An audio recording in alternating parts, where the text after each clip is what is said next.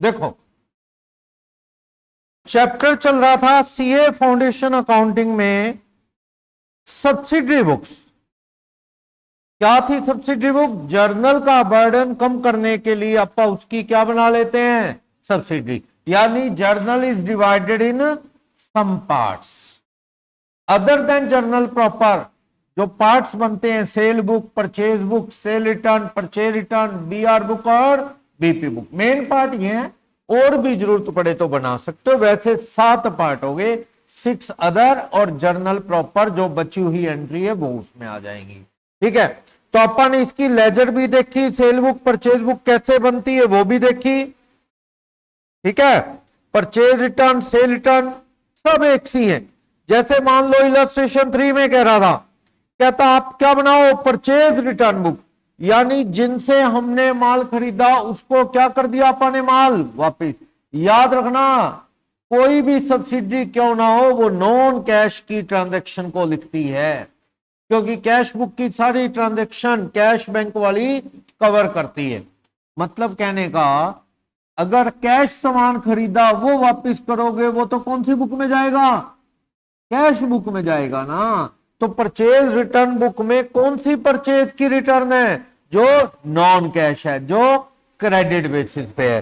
तो ये कह रहा है, देखो परचेज रिटर्न बुक बनाने को कह रहा है एबीसी सेल्स की क्या इंफॉर्मेशन दे रहा है? रिटर्न कर दिया रमेश ब्रदर को 50 रुपए का माल। कुछ बोला कैश खरीदा था या कुछ नहीं? मान लो उधारी खरीदा था, रमेश ब्रदर को 50 रुपए का सामान वापस कर दिया। बुक का नाम क्या है? परचेज रिटर्न बुक कह दो या रिटर्न आउटवर्ड। आउट क्या होता है? खरीदा हुआ माल ना, खरीदा हुआ माल आउट। इन क्या होता है? बेचा हुआ माल। तो सेल रिटर्न होती है return inward book, purchase return तो आउट होगा, तो इसलिए वो रिटर्न आउटवर्ड बुक होती है। चलो, 50 का माल 6 में को वापस कर दिया, ये 6 में रमेश ब्रदर को 50 का माल वापस कर दिया। देन आफ्टर हमें कह रहा है सोहन को सामान वापस कर दिया 8 मई को। कितना माल वापस कर दिया? 45। ये कर दिया 8 को सोहन को 45। फिर कहता return goods to Prem Kumar, 70 का प्रेम कुमार को वापस कर दिया। Okay, return goods to Mahesh brother 200 which was purchase for cash. भैया कैश खरीदा था तो कैश वापिस होगा, कौन सी बुक में जाएगा? वो तो कैश बुक में जाएगा भाई। कैश खरीदा था वापिस भी जाएगा तो क्या होगा? परचेज किया हुआ माल वापिस करेंगे तो कैश आएगा। जब खरीदा होगा तो एंट्री ये होगी जब खरीदा होगा।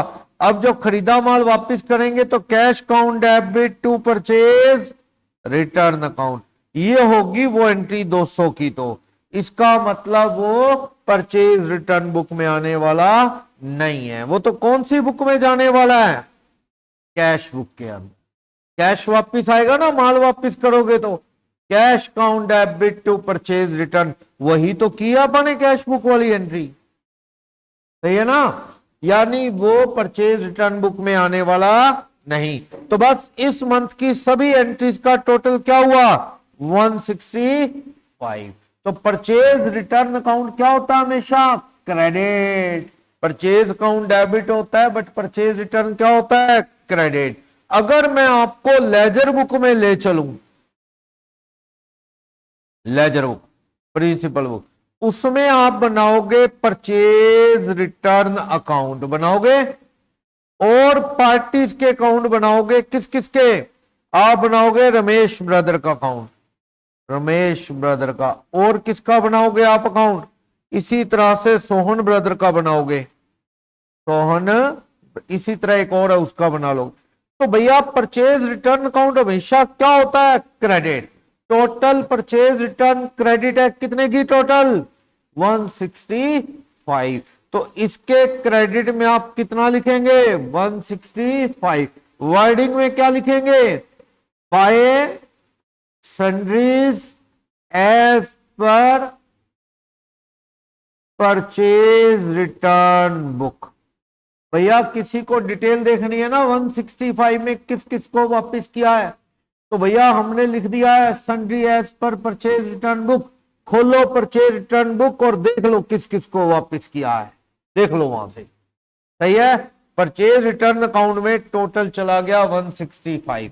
पार्टी के अकाउंट में थोड़ी टोटल जाएगा, पार्टी के अकाउंट में तो अलग अलग एंट्री जाएगी। 50 का किसको वापस किया है? रमेश ब्रदर को 50 का वापस किया है। तो परचेज रिटर्न अकाउंट क्रेडिट है, तो रमेश ब्रदर अकाउंट क्या है? डेबिट। तो रमेश ब्रदर में क्या करेंगे? टू परचेज कितने रुपए हो गए? ठीक है, ऐसी आप किस में डेबिट करोगे? सोहन ब्रदर में 45। परचेज रिटर्न क्रेडिट है, तो सोहन ब्रदर क्या है? Debit 45 to purchase return account. ठीक है, ऐसी तीसरे में आ जाएगी। समझ आया? रिवाइज करा दी कर, तो अपन ने लास्ट क्लास में ही लिया था। बोलो, इसने सारा नहीं बना के दिखाया, सिर्फ एक ही अकाउंट बना के दिखा दिया, परचेज रिटर्न अकाउंट। तीन और भी बना के दिखा सकता है। ठीक है, बोलो, by sundries as per purchase return book. जो कैश वाली है वो अकाउंट में जाएगी, बुक में नहीं। इस बुक में नहीं आएगी वो एंट्री, कैश से कैश परचेज रिटर्न। कैश वापस आएगा टू परचेज रिटर्न, तो परचेज रिटर्न अकाउंट में कैश वाली भी एंट्री आ गई कैश बुक से। उधार वाली 165। टोटल कितने का सामान? 365 का माल वापस कर दिया है। बोलो, कोई डाउट? समझ आया? इधर बीआरबीपी बुक क्या बताती है? मैंने आपको बता दिया था। बीआर किस किस से आए, बीआर बुक बताती है। बीपी किस किस की फेवर में एक्सेप्ट किए, वो बीपी बुक बताती है। बस उसका आगे क्या हुआ ये बताने वाले ये नहीं है। सुन लो, ये लास्ट में डिस्कशन की थी। अगर आपके यहां बीआर बहुत ज्यादा आते हैं तो आप क्या बना लेंगे? B R book. डेट वाइज यहां पे कब कब किससे बीआर आ रहा है लिख लोगे, पर्टिकुलर रूपी। क्या मान लो 4 अप्रैल को बीआर आया एक्स कुमार से, एक्स कुमार से 2 लाख। फिर कह रहा है 15 अप्रैल को आया सोहन कंपनी से 1 लाख। फिर आ रहा है, कह रहा है जी 28 अप्रैल को आया सिरसा ट्रेडर से 3 लाख। टोटल कितने के आए? जितने आए सारे लिख लो। कितने के आए? 6 लाख टोटल आया। या टोटल करो 30 अप्रैल को बीआर अकाउंट क्या हो जाएगा आपको पता है? डेबिट। BR account debit. ये तो सिर्फ ये बताने के लिए बीआर बुक कि किस किस से बीआर आए, बस। आगे क्या हुआ, बीआर डिसऑनर हुए, कैश हुए, ये बीआर बुक का काम नहीं है। बीआर बुक तो जर्नल में जो करते थे ना, BR account debit to X Kumar, BR account debit to Sohan company, BR account debit to Sirsa trader, journal में लिखने की बजाय कहां लिख दिया आपने? BR book. आगे तो आपको पता है लेजर में आप क्या करने वाले हो, बीआर अकाउंट में क्या लिखूंगा? हाँ जी पुष्कर, बीआर अकाउंट में आएगा कुछ क्या?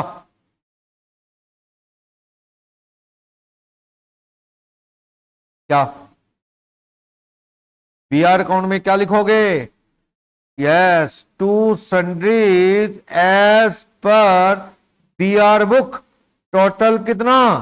6 आ गया। और पार्टी के अकाउंट में क्या क्या करते जाओगे? एक्स कुमार में क्या कर दोगे? जर्नल तो ये ना, BR account debit to X Kumar, BR account debit है तो एक्स कुमार का अकाउंट क्या होगा? क्रेडिट। तो एक्स कुमार के क्रेडिट में क्या लिखोगे? 2 लाख बाय बीआर अकाउंट, या बीआर बुक भी लिख दोगे तो कोई दिक्कत नहीं है। सही है। ऐसी दूसरी पार्टी तीसरी पार्टी में बाय बीआर अकाउंट आ जाएगा। अब मान लो इसमें से 2 लाख का बीआर कैश हो गया, आगे पैसे, तो क्या है कैश बुक में क्या एंट्री आएगी? कैश बुक में एंट्री आएगी टू बीआर। एक्स कुमार वाला क्लियर हो गया, 2 लाख आ जाएगी। क्या एंट्री करोगे यहां पे? बाय कैश या बैंक जो भी है, 2 लाख आ गए। दूसरा जो बिल था ना सोन एंड कंपनी का, वो क्या हो गया? Dishonour. BR of Sohan company has been dishonour on, आया था ये 15 अप्रैल को, मान लो 20 अप्रैल को डिसऑनर हो गया। वैसे इतना जल्दी नहीं होता, 2-3 महीने का टाइम होता है, फिर पता लगता है, पर चलो कंसेप्ट क्लियर करने के लिए, बिल डिसऑनर हो गया। हाँ जी, चक्षु बताएंगी। ये सोहन एंड कंपनी से बीआर आया, ये बीआर बुक ने बता दिया कि बीआर आया। अब ये बीआर डिसऑनर हो गया, ये एंट्री कौन सी बुक में दिखेगी? बीआर डिसऑनर हो गया, ये एंट्री कौन सी बुक में दिखने वाली है? जर्नल, करेक्ट, जर्नल में दिखेगी एंट्री। क्या दिखेगी? जर्नल। हाँ जी, बीआर आया सोहन एंड कंपनी से, बीआर बुक में आ गया। अब वो ड्यू डेट पे पैसे लेने गए, सोहन एंड कंपनी इनकार कर गई, है नहीं पैसे, तो जर्नल में क्या एंट्री करूंगा? सोहन एंड कंपनी को डेबिट करूंगा 1 लाख, तो बीआर को क्या करूंगा? क्रेडिट। यही ना, बीआर तो फेल हो गया, बेकार हो गया, सोहन कंपनी को वापस से क्या कर दोगे आप? डेबिट। तो इधर आएगा by Sohan and company 1 lakh. अभी एक बीआर पड़ा है, उसकी ड्यू डेट आनी है अभी आगे, तो पड़ा रहेगा, बस असेट्स में पड़ा रहेगा। Bye balance carry down 3 lakh का एक बिल अभी भी ड्यू डेट पेंडिंग है उसकी, अभी आगे ही पता लगेगा कैश होता है कि फेल होता है, अभी ये पेंडिंग है। ये कहां पड़ा रहेगा? 3 लाख के बीआर, ये बैलेंस शीट की एसेट्स में पड़े रहेंगे। क्लियर है? बोलो कोई डाउट? क्लियर? इस तरह तो कहने का मतलब यही है कि बीआर बुक तो सिर्फ बीआर आने आने की खबर देती है, आगे बीआर का क्या हो रहा है वो कैश बुक और जर्नल में जाएगा, फिर बीआर अकाउंट बैलेंस बताएगा कि क्या स्टेटस है। समझे? बोलो कोई डाउट? अक्सर +1 की बुक में बीआर और बीपी बुक का कोई रेफरेंस नहीं मिलता, उनके एंगल से तो 4 ही सब्सिडरी होती हैं, sale book, purchase book, sale return, purchase return. वहां बच्चे को ऐसा ही लगता है सारी लगानी होती है, सारी नहीं लगानी। अपनी दुकान पे मान लो आपकी दुकान पंसारी की है, आयुर्वेदिक दवाइयां बेचते हो ना, वो वापस करते ना वापस लेते, क्योंकि उनकी दवाइयां ऐसी हाथ से टच करते ही खराब हो जाती हैं, वो अशुद्ध हो जाती हैं, कोई नहीं लेगा ऐसे, तो ना वो वापस करते जड़ी बूटियां और ये चीजें, ना वो वापस लेते। होम्योपैथी वाला डॉक्टर वापस ले लेगा दवाई ज्यादातर, वो भी क्या आपको पता है, छोटी छोटी बॉल्स होती हैं मीठी गोलियां, वो भी क्या अगर एक बार हाथ पे निकाल ली तो वो भी उसका इफेक्ट खत्म। तो कुछ बिजनेस ऐसे होते हैं जिसमें वापस का कोई सिस्टम नहीं होता, तो जब आपके यहाँ वापस आता जाता ही नहीं है तो आप cell return purchase return book लगाएंगे, फिर आप सिर्फ सेल बुक परचेज बुक लगा लो। बीआरबीपी आते हैं जाते हैं तो लगा लो बीआरबीपी, नहीं तो वो भी छोड़ो। एक बंदा कहता है सर सेल भी ना होती हो तो फिर दुकान कौन सी चला रहा है भाई? सेल तो होती होगी, परचेज तो होती होगी, परचेज करेगा तो ही बेचेगा। क्या सर मान लो सारी कैश होती हो, फिर तो बढ़िया, फिर तो जरूरत ही नहीं बुक लगाने की, सारी कैश का ही काम है। कहता जी मेरा गली गली माल बेचता हूँ, सारी कैश ही बेचता हूँ, कैश ही खरीदता हूँ, तो बस ठीक है, फिर तू क्या लगा, कैश बुक में ही लिख ले सब कुछ, फिर नहीं जरूरत तेरे को सेल बुक परचेज बुक की। क्लियर? और जिसकी कैश में ही सारी सेल परचेज हो, ना तो वो सेल बुक लगाएगा ना परचेज बुक, रिटर्न की भी जरूरत नहीं, क्योंकि उसकी रिटर्न भी किस में होगी? कैश में। तो कहां आएगा वो? कैश बुक के अंदर। सही है? अब एक प्रॉब्लम है, देखो अगर आप माल खरीदते हो उस पर फ्रेट भी लगता है कोई, या कोई जीएसटी लगता है, तो उसके कॉलम बना लो, कॉलम बना लो ताकि यही पिक्चर क्लियर हो जाए, वरना कहां जाना पड़ेगा? जर्नल में जाना पड़ेगा, जर्नल में जाना। मान लो आप परचेज बुक बना रहे हो, यहां डेट का कॉलम, यहां पर्टिकुलर्स, यहां बना लो डिटेल, यहां अमाउंट नेट, इसके 7 कॉलम बना लो। माल खरीदोगे तो क्या लगेगा? इनपुट सीजीएसटी, इनपुट दूसरी स्टेट से खरीदोगे तो क्या लगेगा? इनपुट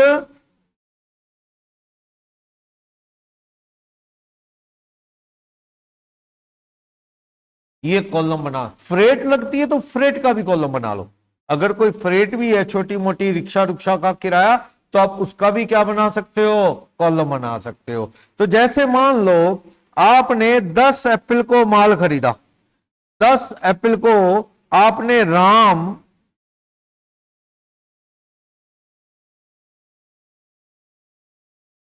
ट्रेडिंग हिसार से माल खरीदा। आप कहां के हो? आप हरियाणा के हो, तो लोकल खरीदा ना आपने। लोकल जो माल खरीदा उसकी डिटेल लिख लो पहले तो। मान लो आपने 200 पीस किसी चीज के खरीदे, 100 रुपए पीस, 20,000 तो माल खरीदा। मान लो आपका काम फर्नीचर का है, तो आपने स्टूल खरीदे हैं। आप कहां हो? आपका काम है सिरसा फर्नीचर कंपनी, सिरसा। आपकी कंपनी का काम क्या है? फर्नीचर का। आपका नाम भी क्या है by chance? Sirsa furniture company के नाम से आपका नाम है। तो आपने माल खरीदा स्टूल हिसार के बड़े डीलर से, 20,000। 100 पीस आपने चेयर खरीदी 300 रुपए की एक चेयर, कितने की होगी? 30,000। सारा माल कितने का हो गया? 50। इस पे सामने वाले ने आपको क्या दे दिया? Trade discount. मान लो सामने वाले ने ट्रेड डिस्काउंट दे दिया 10,000 रुपए का, वो तो एमआरपी ज्यादा ही लिखा होता है।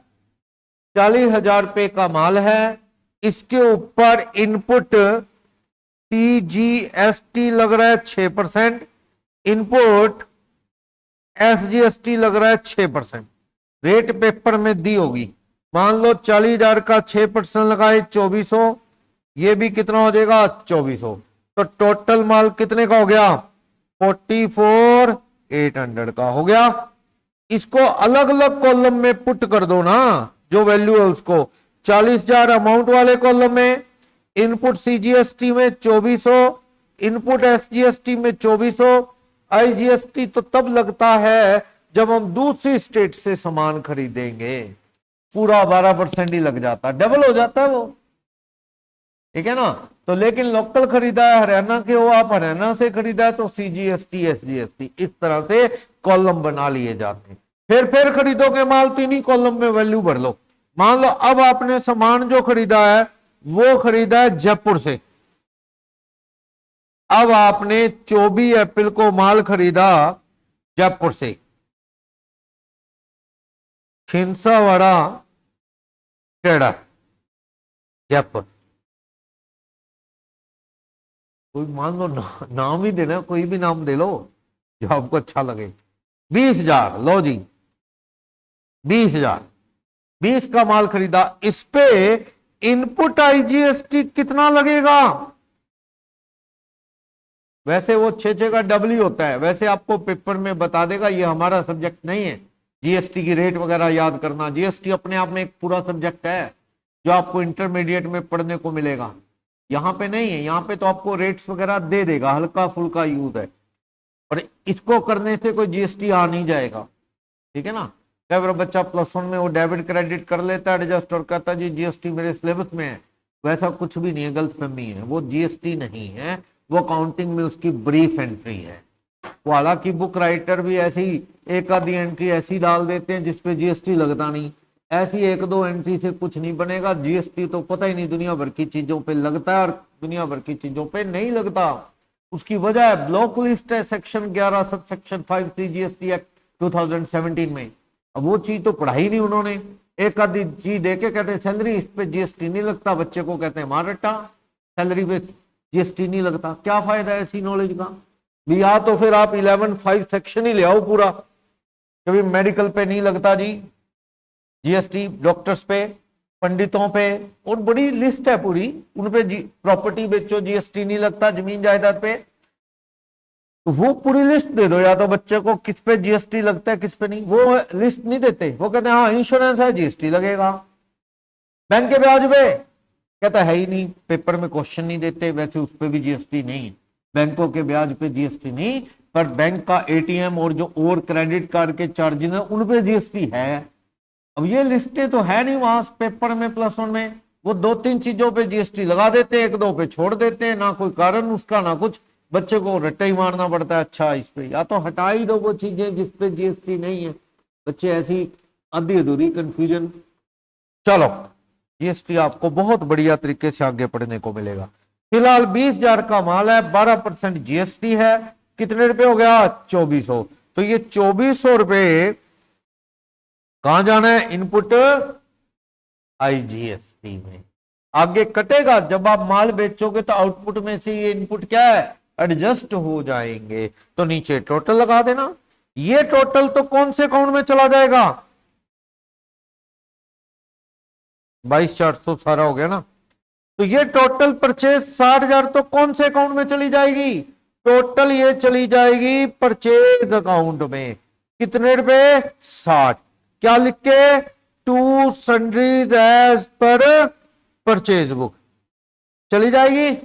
ये जो टोटल 2400 है, ये अपने अपने अकाउंट में चला जाएगा। कहां, इनपुट सीजीएसटी का अकाउंट, वहां लिख देना। वैसे मैंने एक एक एंट्री दी है, अब 20-30 भी हो सकती है एंट्री, आपको यूं प्रोसीजर बता दिया मैंने।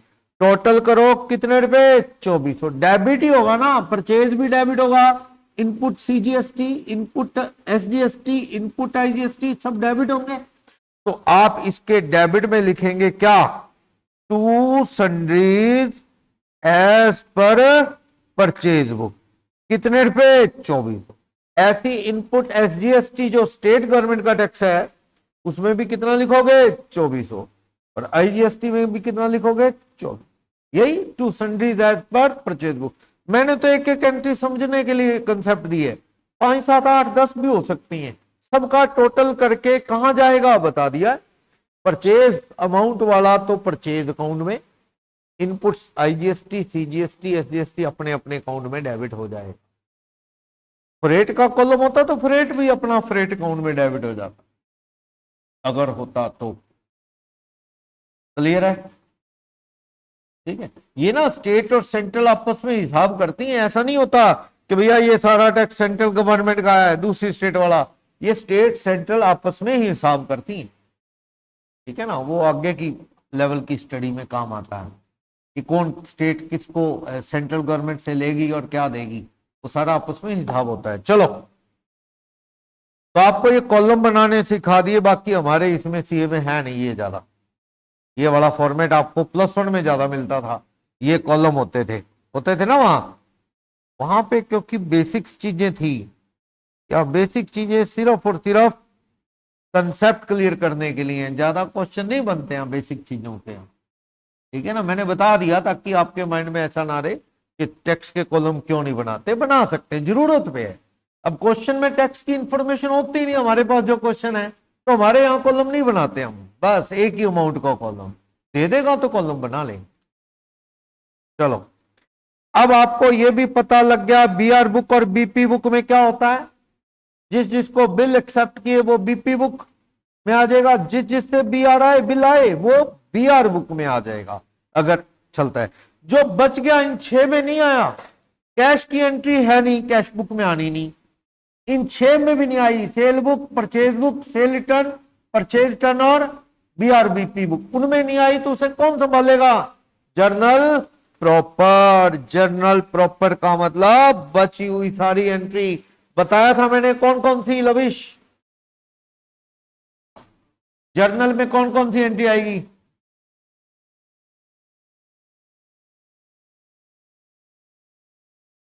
छह की 6 सब्सिडी लगा ली, कैश बुक लगा ली। अब भी कुछ एंट्री जर्नल में आएंगी। एक तो ये कह रहे हैं रेक्टिफिकेशन ऑफ एरर, सर कुछ गलत हो गया तो उसे ठीक करने की एंट्री कहां, रेक्टिफिकेशन की जर्नल में। और हाँ जी अरुषि,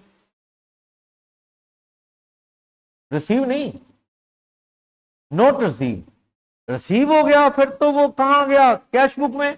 आउटस्टैंडिंग या अक्रूड है, outstanding salary to outstanding salary, ठीक है ना, commission to outstanding commission, accrued interest to interest, ये सारी एंट्री नॉन कैश की हैं, पर ना ये सेल है, ना परचेज है, ना सेल रिटर्न, ना परचेज रिटर्न, ना बीआर, ना बीपी। तो ये कहां जाने वाली है? Journal proper. और बताओ example. Depreciation, yes, depreciation account debit to machine, depreciation debit to furniture, कहां आने वाली है? जर्नल। हाँ जी, और बताओ। B R dishonour, yes, B R आया बी आर बुक में, नहीं बी आर बुक लगाई तो जर्नल में, बी आर कैश हुआ तो कैश बुक में, बी आर फेल हुआ भाई, फेल, डिसऑनर, पार्टी को डेबिट करो वापिस और क्रेडिट करो बी आर। तो ये भी कहां आने वाली entry? Journal proper. Bad debts की एंट्री, पैसे डूब गए, पैसे डूब गए, bad debts, bad debts account debit to debtor, ये एंट्री भी कहां जाने वाली है? जर्नल। जो प्रोविजन बनाते हो, profit and loss debit to provision for bad debts, profit and loss debit to provision for taxation, ये सब भी कहां आने वाली हैं? जर्नल प्रॉपर, जिसे जनरल जर्नल भी बोलते हैं। क्लियर?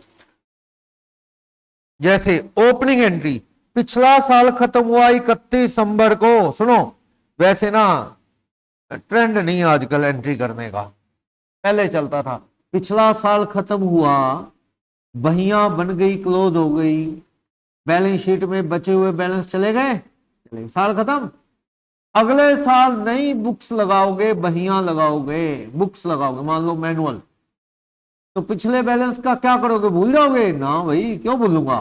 पिछला डेटर, पिछला कैश, बचा हुआ बैंक, अगले साल की बुक्स में लाओगे। तो आजकल ट्रेंड देखो ये है, मान लो मैं कह रहा हूं बैलेंस शीट बनी हुई है 31 दिसंबर 2026 की, मान लो 1 मिनट के लिए, 1 मिनट के लिए देखना, ये क्या है? लायबिलिटी, ये रुपीज, ये सेट्स, ये रुपी, इसमें डेटर पड़े थे 20,000, कैश पड़ा था 10,000, मशीन पड़ी थी 30,000, क्रेडिटर पड़े थे 15,000 और एक्स की कैपिटल पड़ी थी प्रोप्राइटर की कितनी? 45,000। साल खत्म हो गया ये वाला, खत्म। अगले साल क्या करते हो? नेक्स्ट ईयर, भैया अगला साल शुरू हो गया 26, 27, अगले साल ये बैलेंस जाएंगे? बिल्कुल जाएंगे भाई, खत्म थोड़ी हो जाएंगे, ये बैलेंस जाएंगे। पर आप करते क्या हो? जर्नल करते हो? अक्सर नहीं। आप क्या करते हो? अगले साल डेटर का अकाउंट बनाओगे लेजर में, आप क्या करते हो? टू बैलेंस ब्रॉट डाउन, कितना था पिछला बचा हुआ बैलेंस? 20, आप 20,000 लिख देते हो। कैश बुक में टू बैलेंस ब्रॉट डाउन कितना? 10 लिख देते हो। मशीन अकाउंट में टू बैलेंस ब्रॉट डाउन कितना लिख देते हो? मशीन अकाउंट में to balance brought down 30। Creditor में क्या लिख देते हो आप?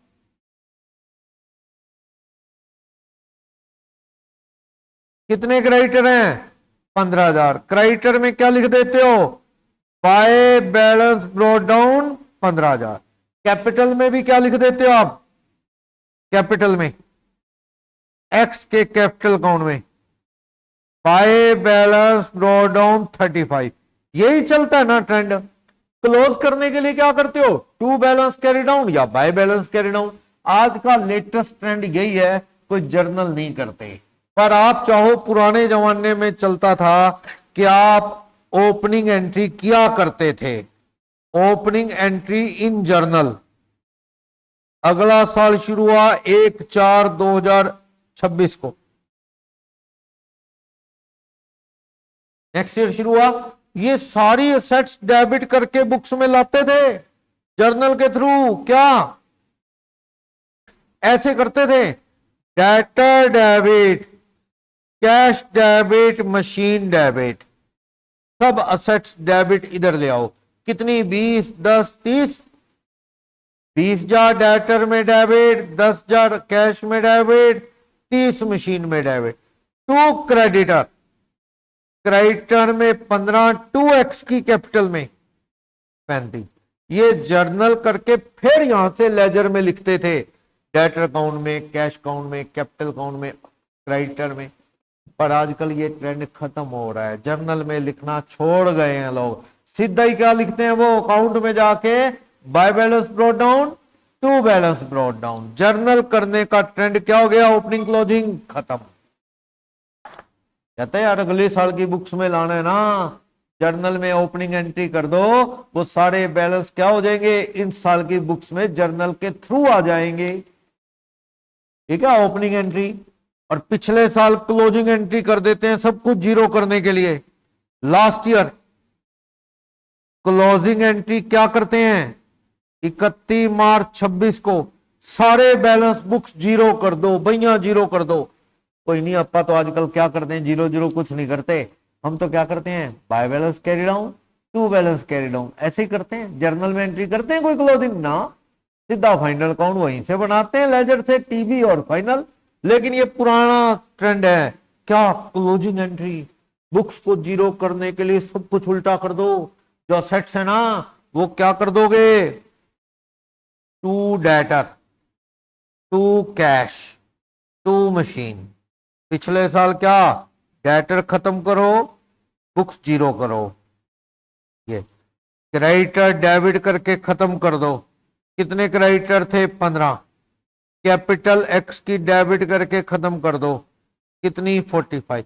ये एंट्री क्लोजिंग एंट्री है। अगर आप चाहो तो जर्नल में साल खत्म होने पे सारी बुक्स जीरो कर दो, साल खत्म। अगले साल क्या करोगे, ओपनिंग एंट्री, ये सारा कुछ ओपनिंग एंट्री में दिखाओगे। तो पर ये ट्रेंड खत्म हो गया आजकल, ये किताबों में चल रहा है आज भी कि भैया जर्नल क्या काम आती है, ओपनिंग और क्लोजिंग एंट्री। सारी एसेट्स को जीरो करो, साल खत्म हो गया, जीरो करने के लिए सब कुछ उल्टा, क्रेडिटर कैपिटल डेबिट, असेट सारी क्रेडिट, जीरो कर दी। इस साल की बुक्स जीरो ऐसे कर दी, अगले साल बुक्स में ओपन एंट्री ये करेंगे, असेट्स डेबिट लाइबिलिटी क्रेडिट। पर सही में ये चलता नहीं है, बड़ी चीजें ऐसी होती है ना, सोसाइटी में मिथ चलता है भी, हाँ होता नहीं। हिंदी फिल्मी सॉन्ग सुनते ना, उसमें एक वर्डिंग आती है, 7 फेरे, 7 फेरों का साथ है। रियल लाइफ में नहीं होते, रियल लाइफ में 4 होते हैं, वो वहां फिल्मों में 7 होते हैं, वहां चलता है। मैंने एक बार पंडित जी से पूछा, ये क्या चक्कर है यार, हमने तो बचपन से ही सुना है 7 ही राउंड लगाते हैं। वो कहते जी सतयुग में लगाते थे, पंडित जी ने बताया, वो श्री राम के टाइम, अब नहीं, अब कलयुग में 4 ही लगाते हैं, पहले लगाते थे 7। तो मैंने एक शादी देखी गुजरात के लोगों की, पंजाब का लड़का था, गुजरात की लड़की, शादी हो रही थी बठिंडा में, लड़का मेरे रिश्तेदारी में था। वो पंडित जी ने वहां के राउंड लगवा दिए 4। वो गुजरात वाले जो थे वो कहते जी ये अधूरा है, अभी रिश्ता पक्का नहीं हुआ, 4 ही है ये तो राउंड, 7 लगेंगे। वो कहते जी 4 ही होते हैं। वो पंजाब वाला पंडित कहता पूछ लो किससे भी, 7 नहीं होते, 4 ही होते हैं। वो तो फिल्मी बातें हैं, 7 पहले होती थी सतयुग में। वो गए ना जी 7 होते हैं तो इनकम्प्लीट है शादी। फिर बात बूत करवाई उन्होंने अपने इधर उधर किसी से, फिर वो मानने भी ठीक है, ये 4 ही होते हैं। तो ये चक्कर पड़ जाता है, बहुत सी चीजें वैसी हैं, मिथ है, वैसी एंट्री भी मिथ है, रियल में होती नहीं है, बता रहा हूं। By balance carry down to balance carry down, अगले साल to balance brought down, by balance brought down.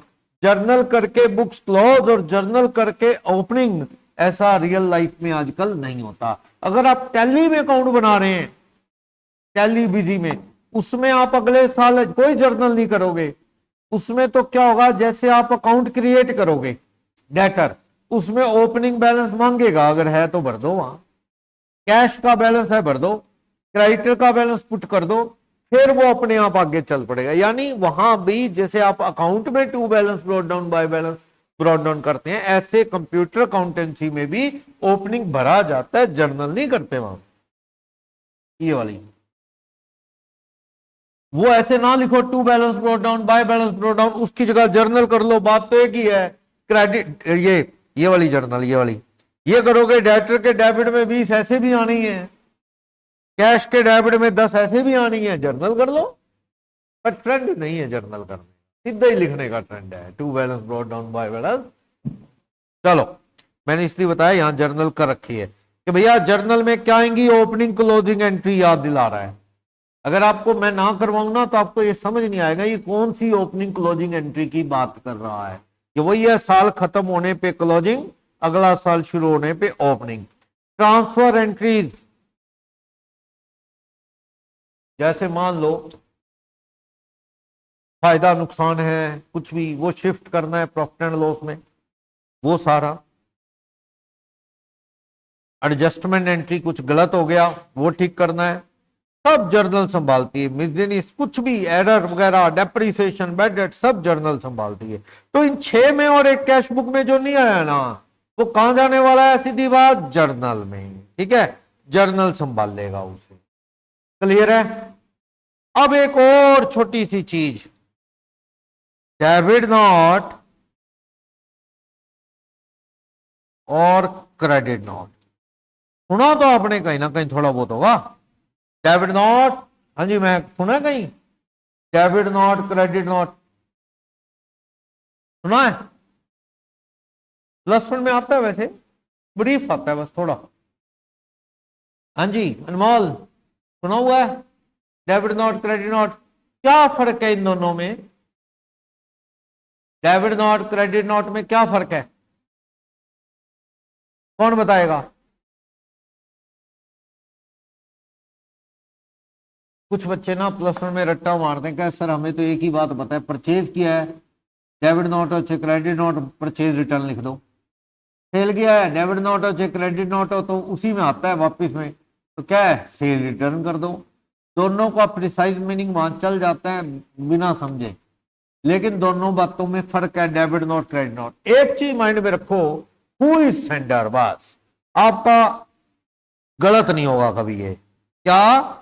Who is sender of note.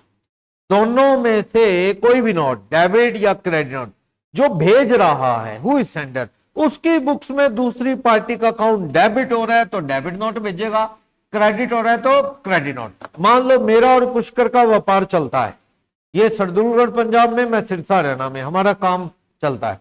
तो मान लो मैंने पुष्कर को माल बेचा, पुष्कर को सामान बेचा, पुष्कर को सामान बेचूंगा, पुष्कर कुछ माल वापस कर देता है। अगर उसके बदले में मैं सबूत के तौर पे इसको नोट भेजूंगा, मैं कौन हूं? क्रेडिटर। मैंने माल बेचा था तो एंट्री की थी Pushkar account debit to sale. अब वापिस आया पुष्कर से तो मैं क्या एंट्री करूंगा? Sale return account debit to Pushkar. तो मैं भेज रहा हूं नोट पुष्कर को, सेंडर कौन? क्रेडिटर मैं। तो मैं पुष्कर का अकाउंट माल वापिस पे क्या कर रहा हूं? Credit. Sale return account debit to Pushkar. मैं कौन सा नोट भेजूंगा पुष्कर को? क्रेडिट।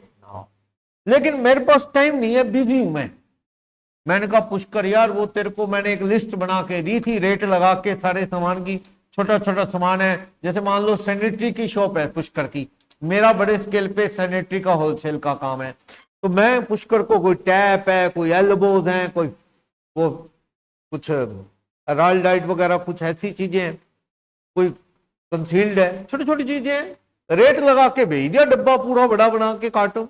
अब उसमें से कुछ चीजें वापस भेज रहा है, खराब है या फिनिशिंग खराब है। तो मैंने कहा पुष्कर यार मेरे पास टाइम बहुत कम है यार, आप ऐसा करो, मैंने आपको बिल तो भेजा ही हुआ है पुष्कर, तुम उससे मैच कर लो भी, जो टूटी वापस कर रहे हो तुम टैप दो, उसका रेट क्या लगा है, कंसील्ड का रेट क्या लगा है, एल्बो का रेट क्या लगा है, ज्वाइंटर का रेट क्या लगा है, तुम खुद ही यार लिस्ट बना के पैसे लगा के मुझे भेज दो, मैं खाता काट देता हूं तुम्हारा। पुष्कर कहता well sir it's okay. Pushkar ने टाइम लगाया, 20-50 मिनट लगा के अपना वो लिस्ट बना के मुझे भेज दिया सामान। और क्या भेजेगा पुष्कर? पुष्कर ने जब मुझसे माल खरीदा था तो क्या एंट्री की थी? Purchase account debit to Sumit. माल खरीदा 5 लाख, अब सुमित को वापस कर रहा है वो सामान 15,000 रुपए का है, क्या एंट्री करेगा ये? Sumit account debit to purchase return. और सेंडर कौन है अब नोट का? पुष्कर। क्या कर रहा है दूसरी पार्टी को? Debit. Sumit account debit to purchase return, इसलिए पुष्कर मुझे कौन सा नोट भेजेगा? Debit note. एक चीज बस ये दिमाग में सेट कर दी ना आपने, who is sender of the note? Who is sender of the note? वो दूसरी पार्टी को क्या कर रहा है, बस वो नोट भेजेगा। बस इतनी सी बात है, दुनिया इसी में कंफ्यूज है। Debit note, credit note 99% student को, +1 वालों को आता ही नहीं। आधों ने तो पढ़ा ही नहीं, आधों ने पढ़ा तो बस वो सेल रिटर्न लिख दिया, कभी परचेज रिटर्न। उनको कईयों ने रट्टा मारा है, भैया इसमें सेल रिटर्न होता है, इसमें परचेज, ऐसा कुछ भी नहीं होता। स्टैंडर्ड कौन है इस पे डिपेंड करता है। मैं आपको थोड़ा और अच्छे से इस चीज को क्लियर करता हूं। जैसे सुनना, सुनो ध्यान से, सुमित ट्रेडिंग सिरसा किसकी बुक्स है? Books of Sumit trading Sirsa. इसमें किसका अकाउंट बना रहा हूं मैं? पुष्कर सेल्स पंजाब। मैं इनका अकाउंट बना रहा हूं, इनकी दुकान का नाम है पुष्कर सेल पंजाब के हैं ये। एक मैं बुक्स किसकी बना रहा हूं, यहां नीचे बना लो, यहां स्पेस है।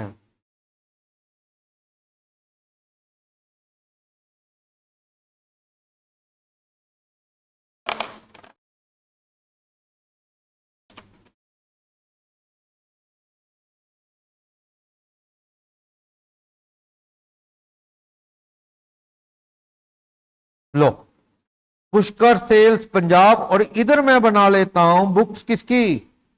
Books of Pushkar sales Punjab. ये किसका अकाउंट बनाएंगे? सुमित ट्रेडिंग सिरसा का। ये सिरसा वालों का अकाउंट बनाएंगे। सिरसा वाले किसका अकाउंट बनाएंगे? पंजाब वालों का। लो जी,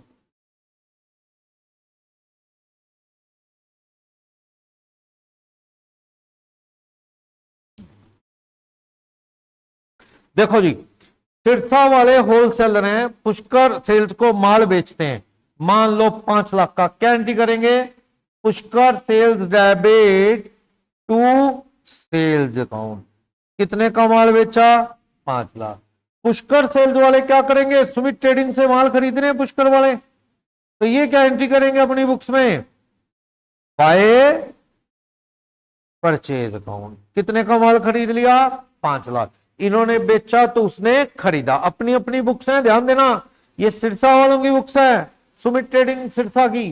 पुष्कर का अकाउंट बना रहे हैं तो Pushkar sale debit to sales account, और इधर पुष्कर सेल्स की बुक्स में सुमित ट्रेडिंग क्या है?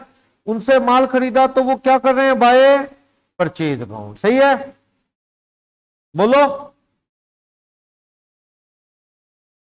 लो, अब क्या हुआ? हिसाब किताब करके पुष्कर ने कुछ सामान सही नहीं है। सही नहीं मतलब सामान मंगवाया नहीं, वो डाल दिया सर आपने, ये वाला तुमने मंगवाया नहीं, या ये खराब है, ये टूटा पड़ा है, इसकी फिनिशिंग खराब है। इन्होंने मुझे छोटा सा एक कार्टून डिब्बा बना के सामान वापस भेजी, कर सर ये काट लेना पैसे। हमारे बंदों ने वो बिल देख के क्या रेट लगाया था, वो सामान के पैसे गिने, वो सामान निकला 15,000 रुपए का हमारे हिसाब से। हम क्या एंट्री करेंगे? हम पुष्कर वालों को क्या भेजेंगे? पुष्कर सेल्स को हम भेजेंगे, यहां सेंडर कौन है? अब देखना, सुमित ट्रेडिंग सिरसा किसको भेज रही है नोट? पुष्कर सेल्स पंजाब को। नोट कौन सा भेजेंगे? देखना, बताओ जी, सुमित ट्रेडिंग कौन सा नोट भेजेगी? हम बुक्स में एंट्री क्या करेंगे पहले ये बता दो। हम एंट्री करेंगे sale return account debit to Pushkar sales account. कितने रुपए का माल? 15। हमारी बुक्स में पुष्कर सेल्स क्या है? क्रेडिट हो रही है ना। हम नोट भेजेंगे तो कौन सा नोट भेजेंगे आप समझ लो। पुष्कर सेल्स क्रेडिट हो रही है, हम तो पुष्कर सेल्स के अकाउंट में क्या करेंगे? By sales return account. कितने रुपए? 15। तो आप मुझे बताओ हम ये नोट कौन सा भेजेंगे? क्रेडिट नोट भेजेंगे भाई, हम क्रेडिट नोट, क्योंकि हम पुष्कर का अकाउंट क्या कर रहे हैं? क्रेडिट कर रहे हैं। लेकिन मान लो ऐसा हो जाए हम बहुत बिजी हैं, हमारे पास टाइम नहीं है, लो हटा दिया मैंने ये, लो मैंने कहा ये नहीं भेज रहे कोई नोट, ये कोई नोट नहीं भेज रहे, हम बिजी हैं। हमने कहा पुष्कर सेल वाले बंदे बढ़िया हैं, पुरानी जान पहचान है, कोई यूं तो है नहीं झूठ बोल देंगे। हमने कहा पुष्कर भाई ऐसा करो यार, हिसाब तुम ही लगा लो यार, हिसाब किताब करके लिस्ट भेजी हुई है, रेट पता है आपको, टोटल लगाओ, हमें माल भेज दो, साथ में डिटेल बना के भेज दो। तो पुष्कर वाले नोट भेज रहे हैं। लो जी, नोट कौन भेज रहा है? पुष्कर सेल। किसको नोट भेज रही है? सुमित ट्रेडिंग कंपनी को। कौन सा नोट भेजेगी? हिसाब लगाया पुष्कर ने, वो सारा टोटल करके सामान निकला, मान लो कोई जितने का भी है, मान लो 25,000 का। क्या एंट्री करेंगे इनकी बुक्स में? एंट्री क्या होगी पुष्कर इनकी बुक्स में? क्या एंट्री होगी?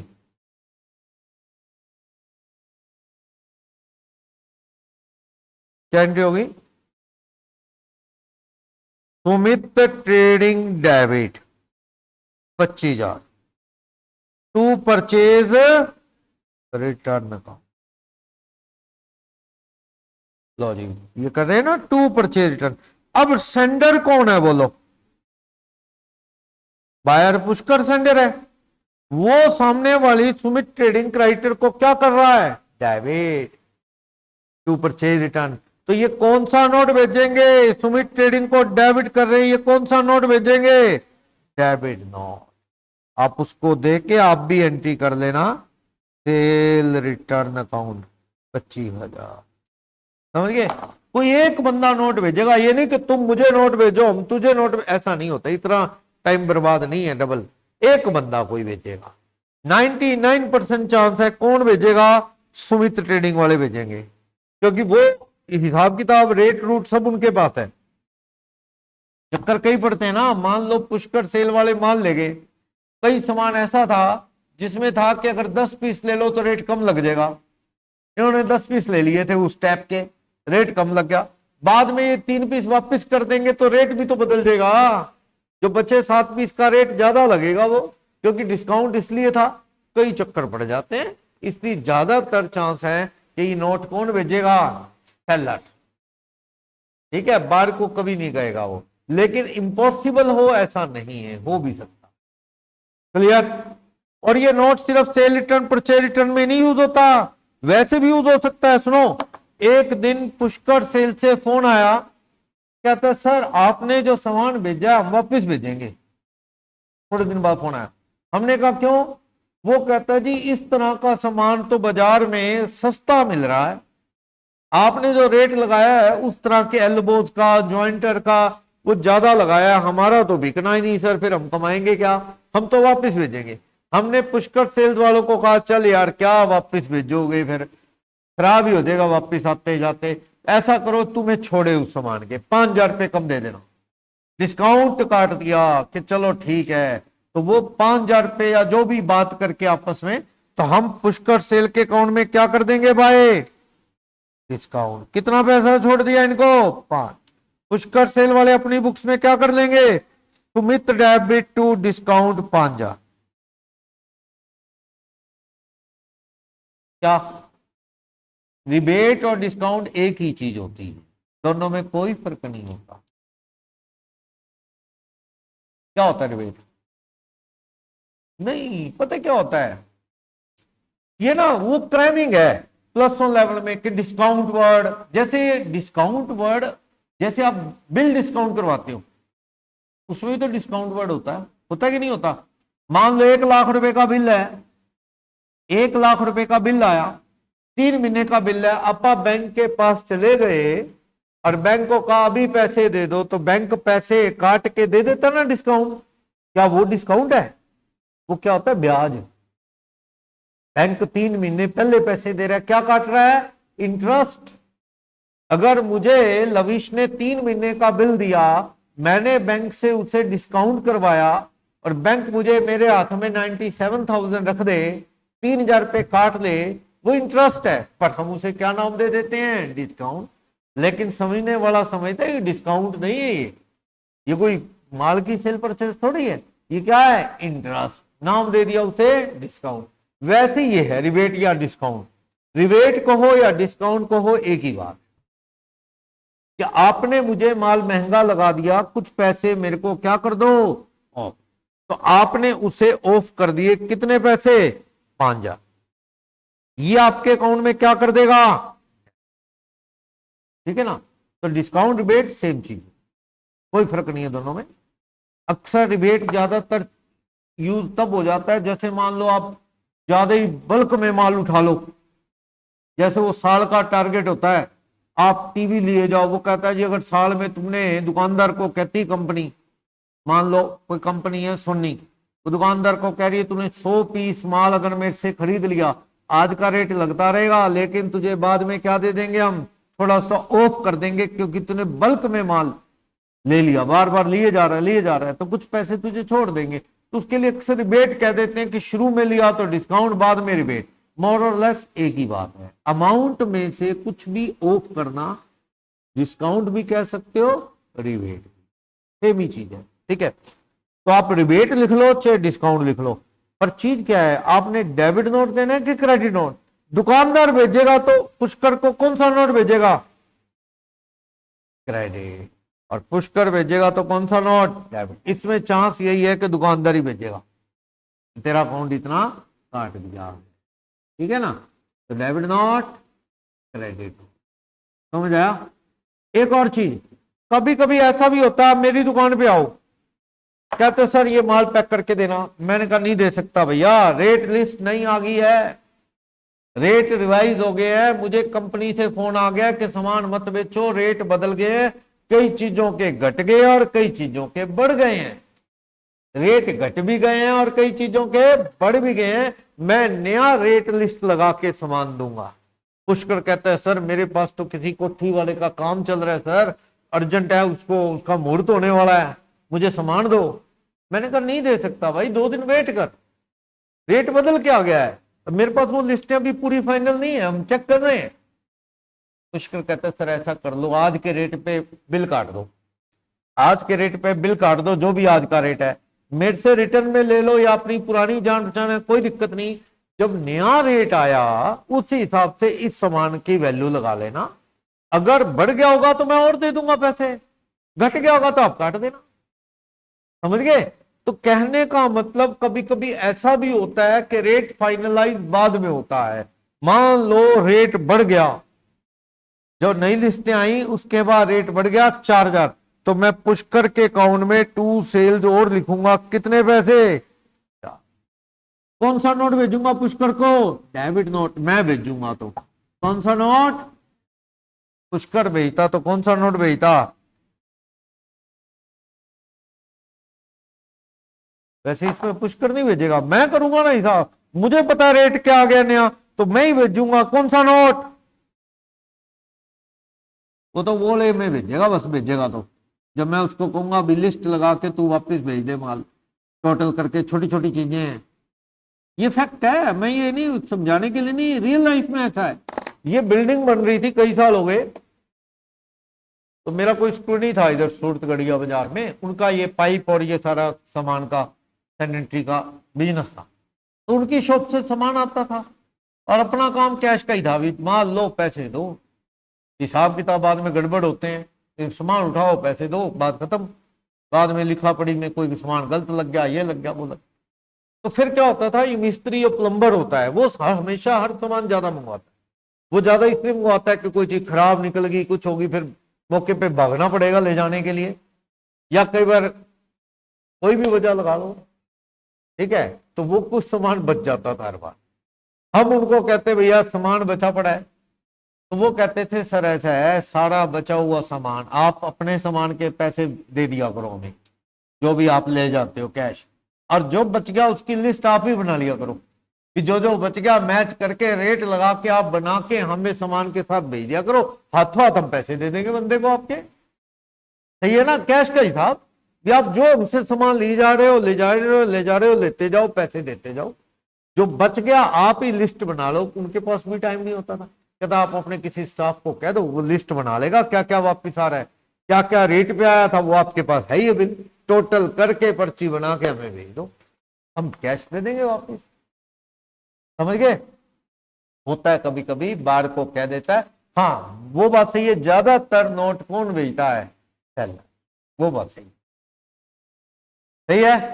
डेबिट नोट क्रेडिट नोट समझ आया। हु इज सेंडर, ये देखो सेंडर अपनी बुक्स में ऑपोजिट पार्टी को डेबिट कर रहा है तो कौन सा नोट भेजेगा, डेबिट नोट। क्रेडिट कर रहा है तो कौन सा नोट भेजेगा, क्रेडिट नोट। बस बात ये है, ठीक है। सेल रिटर्न में सेलर बार को कौन सा नोट भेजेगा, सेलर बार को कौन सा नोट भेजेगा सेल रिटर्न में, क्रेडिट नोट, क्रेडिट नोट है ना। बार भेजेगा सेलर को कौन सा नोट भेजेगा परचेज रिटर्न में, डेबिट नोट। कभी क्वेश्चन लिखा आ जाए तो इस तरह से ये नोट वाली कहानी खत्म होगी, ठीक है। आप ये क्वेश्चंस पढ़ लेना इसके।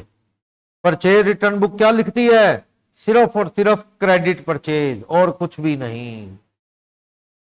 Purchase return book credit purchase return वो लिखती है। जर्नल प्रॉपर क्या करती है, नॉन कैश की ट्रांजैक्शन को लिखती है। बैड डेट्स जर्नल प्रॉपर में आएंगे, पर जर्नल प्रॉपर के साथ और नोट है, debit note, credit note, journal voucher. तो कौन सा ऑप्शन टिक कर दें, ये सही है, क्योंकि जर्नल बुक में आएगा बैड डेट्स टू डेटर। कई जगह ना हर एंट्री के लिए ना एक वोचर लगा लिया जाता है, उस पर ब्रीफ लिख दिया जाता है। अगर आपके यहां ये सिस्टम है तो फिर ठीक है, journal voucher and journal proper. Single option होता तो यही था, जर्नल प्रॉपर। क्लोजिंग एंट्री कौन सी बुक में होती है, जर्नल में अभी बताया था, वैसे तो होती नहीं, प्रैक्टिकली बताया था। बार माल वापस करेगा क्योंकि पुअर क्वालिटी का है, बार कौन सा नोट भेजेगा सेलर को, डेबिट नोट। भाई साहब मैं तुम्हारा अकाउंट डेबिट कर रहा हूं, कौन सा note, debit note. Seller receive the return goods and sending note to party who return goods. यहां सेंड कौन कर रहा है, सेलर कर रहा है, कौन सा नोट भेजेगा, क्रेडिट नोट। परचेज बुक का टोटल कहां जाता है, परचेज बुक को या परचेज डे बुक को कहां जाता है, परचेज अकाउंट में, debit of purchase account, sundry as per purchase book. Sale book का टोटल कहां जाएगा, सेल अकाउंट के क्रेडिट में, credit side of sale account, sundry as per sale book. Journal proper is called, subsidiary book की है last subsidiary, subsidiary book की है last बची हुई सब्सिडरी।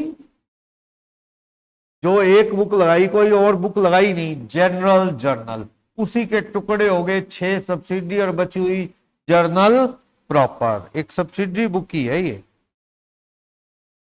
फर्नीचर उधार खरीदोगे कौन सी बुक में आएगा, जर्नल में आएगा, जर्नल परचेज में नहीं। फर्नीचर है फर्नीचर, गुड्स नहीं बोला, गुड्स बोलता तो करते जर्नल। पढ़ लोगे ये क्वेश्चन, फिर उसके बाद ये रिपीट किए गए हैं, इसको भी पढ़ना आप।